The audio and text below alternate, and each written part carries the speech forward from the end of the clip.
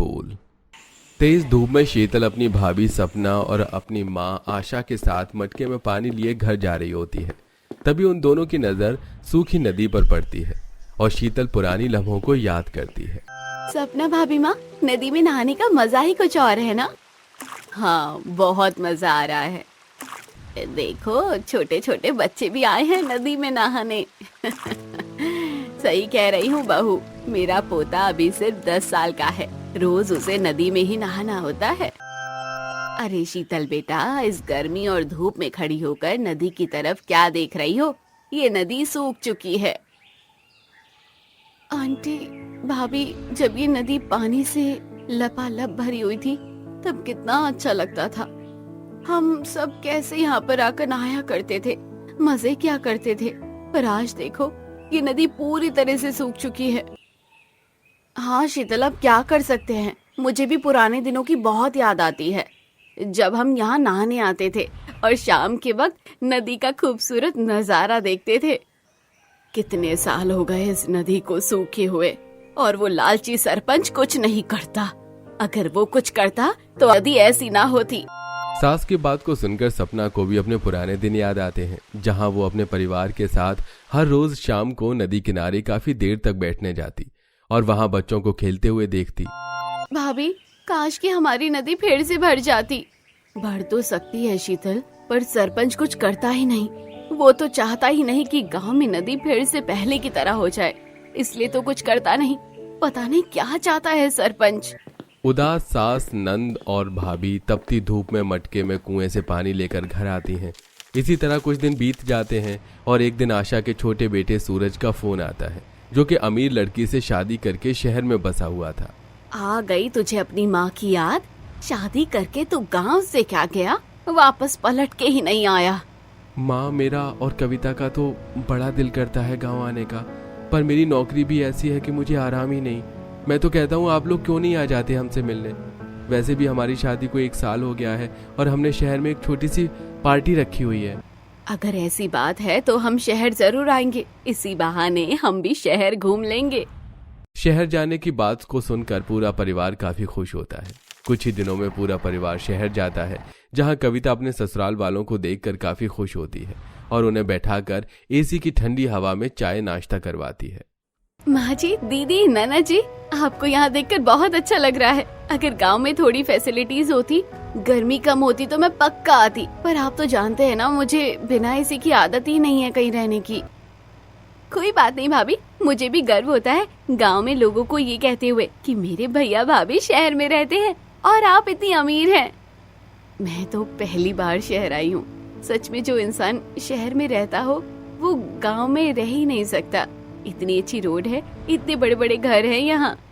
मैं भी, ये शहर तो सच में बहुत बड़ा है। पर यहाँ एक चीज की कमी है, वो है नदी की।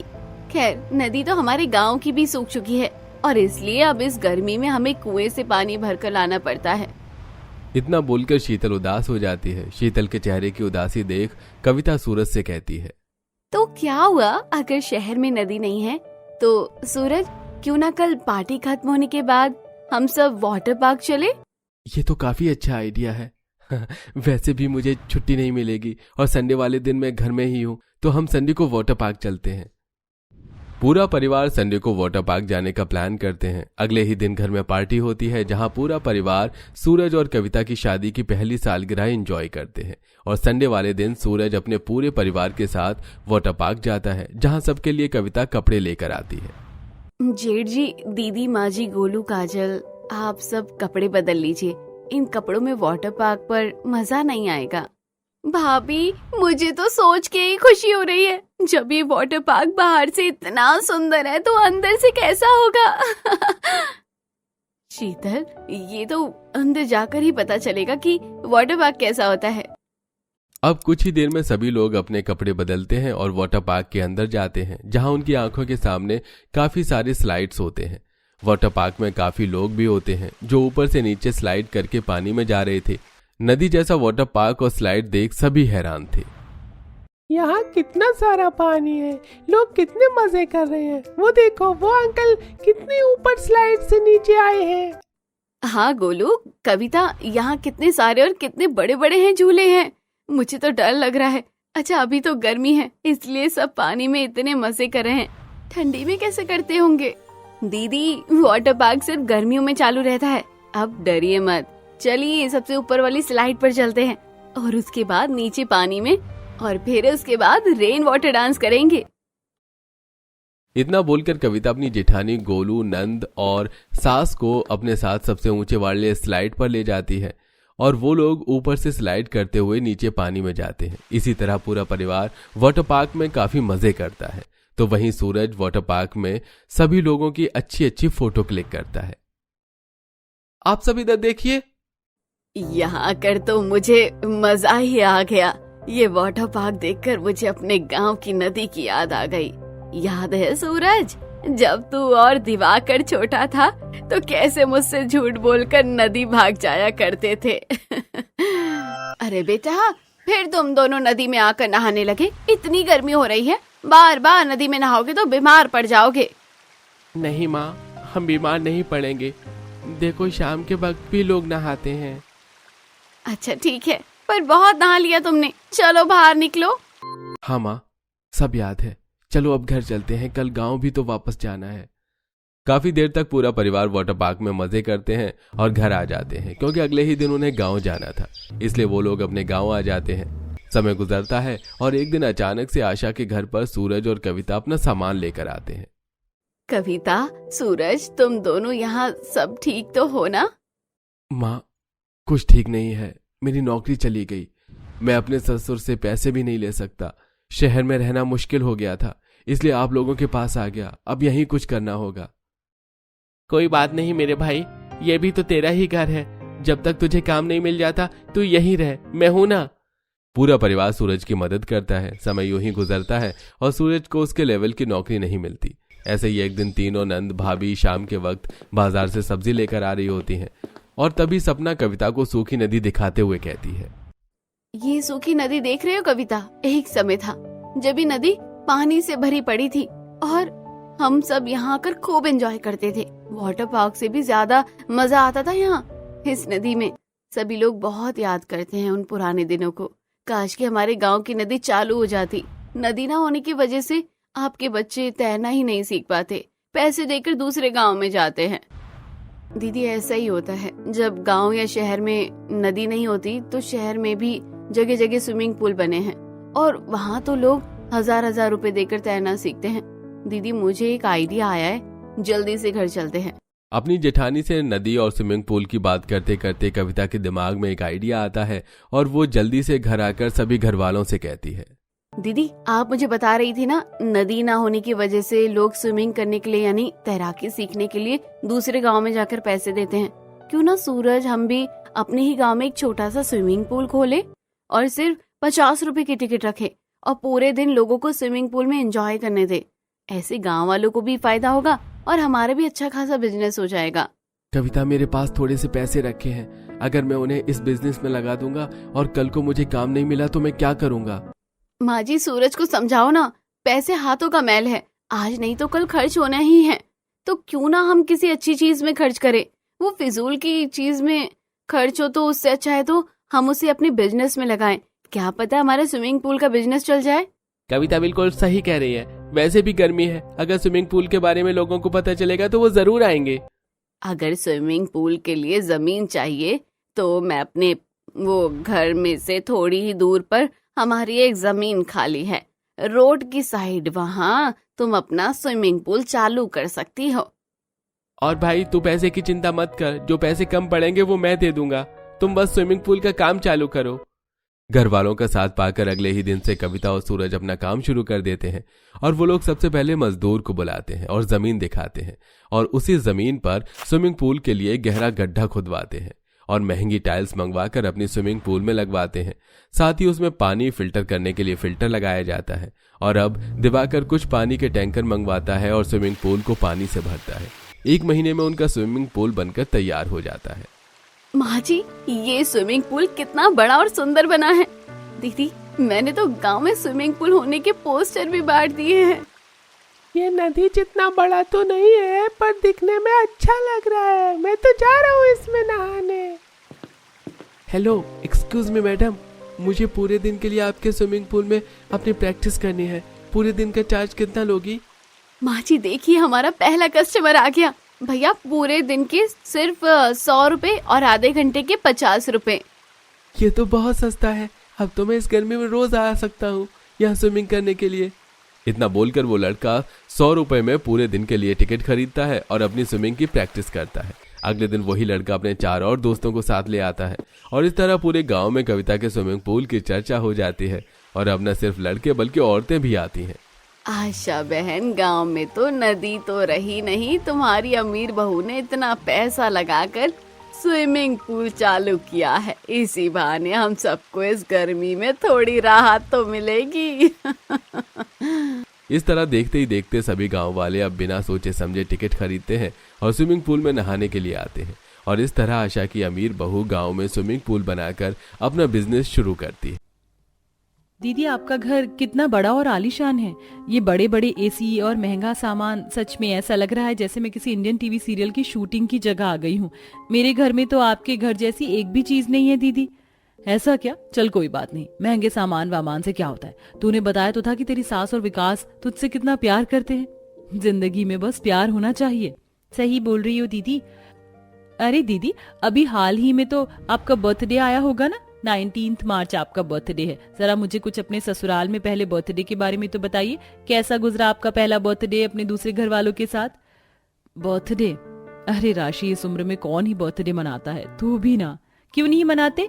और इस उम्र से आपका क्या मतलब है दीदी? अरे मेरे ससुराल वालों ने भी तो मेरा बर्थडे सेलिब्रेट किया था, भले ही वो लोग गरीब हैं। चलो ना, मैं आपको अपने जन्मदिन की कहानी बताती हूँ। अरे वाह, आज तो मेरा जन्मदिन है। पता नहीं विकास जी को याद भी होगा या नहीं। जो भी हो, मैं विकास जी को इस बारे में कुछ नहीं बताऊंगी। वैसे ही हमारे हालात इतने खराब चलते रहते हैं।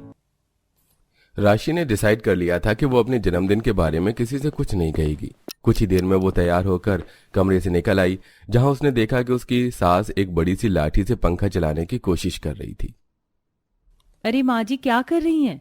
राशि बेटा तो उठ गई, मैं क्या करूंगी? इस मनहूस को ही चलाने की कोशिश कर रही हूँ। चल जाए तो जरा सुकून मिल जाए इस गर्मी से। लाइए, इसे मैं घुमाने की कोशिश करती हूँ। माँ जी, आप तो जानती ही हैं कि ये पंखा कभी भी दम तोड़ सकता है, तो इसे जरा आराम से घुमाया कीजिए।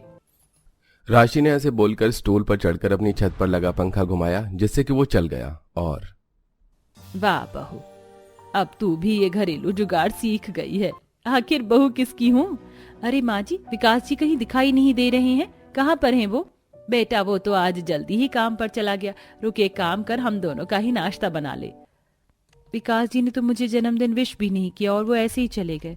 खैर कोई बात नहीं, लगता है माँ जी को भी मेरा जन्मदिन याद नहीं है, तभी तो मुझसे रोज की तरह ही पेश आ रही हैं।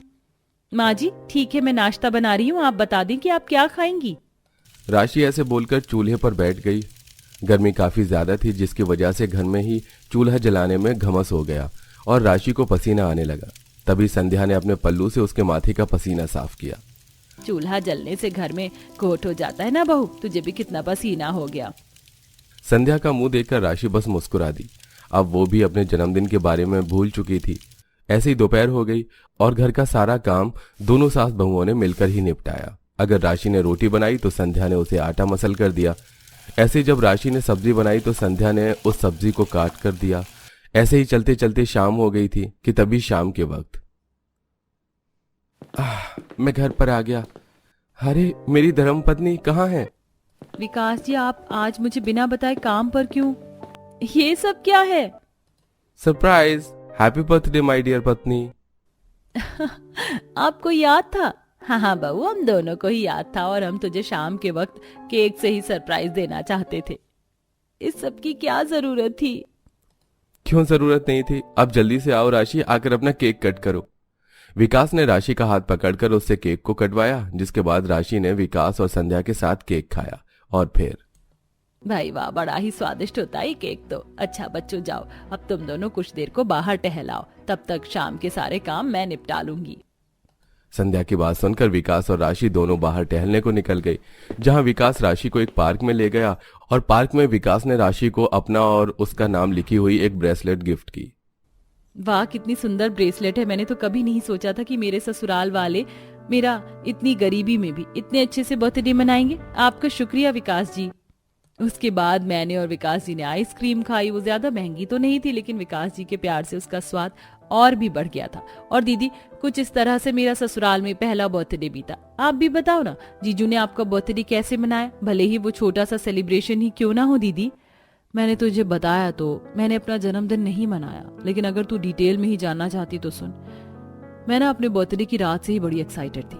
मुझे नींद भी नहीं आ पा रही थी, यही सोच सोच कर कि मेरा बर्थडे है, लेकिन आज तो मेरा बर्थडे है, मतलब आज मैं कोई काम नहीं करूंगी और बस आज मेरा दिन है। चलो थोड़ा और लेटी रहती हूँ, देखती हूँ मुझे सबसे पहले कौन विश करेगा।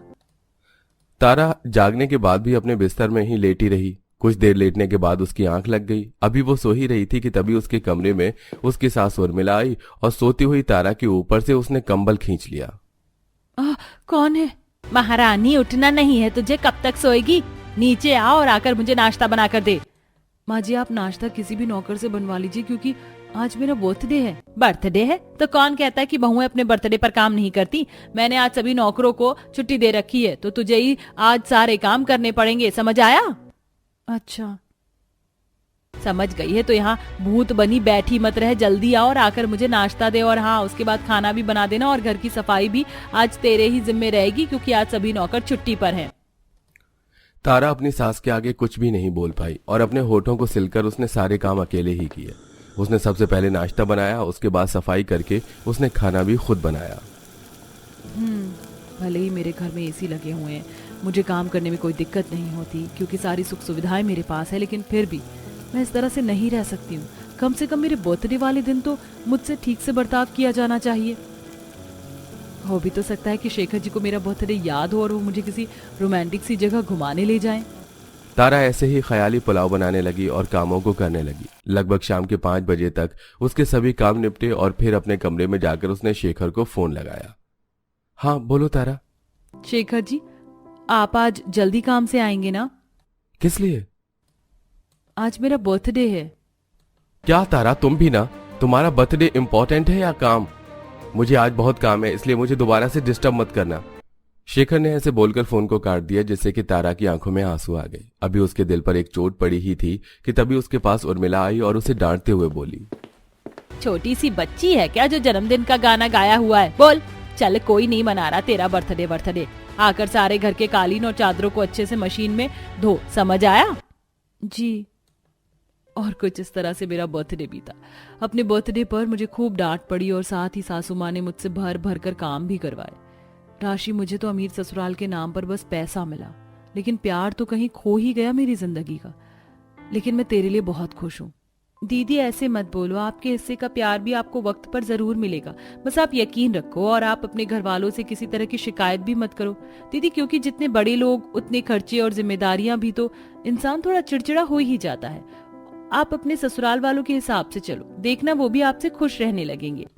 शायद तू सही बोल रही है राशि, मुझे इस तरह से अपने ससुराल वालों से शिकायतें नहीं रखनी चाहिए। मुझे उनकी तरह बन जाना चाहिए, तो फिर शायद उन्हें मुझसे ज्यादा शिकायतें नहीं रहेंगी। बिल्कुल सही दीदी, अब की ना आपने मेरी दीदी वाली बात। राशि ऐसे ही तारा को समझाकर चली गई, लेकिन उन दोनों बहनों की ये सारी बातें तारा के पति शेखर ने सुन ली थी। अपनी पत्नी को अपने इतने गलत बर्ताव के बाद भी अपनी ही गलती मानते देख शेखर को एहसास हुआ और उसने तारा से माफी मांग ली। मुझे माफ कर दो तारा, मैं अपने किए पर बहुत शर्मिंदा हूँ।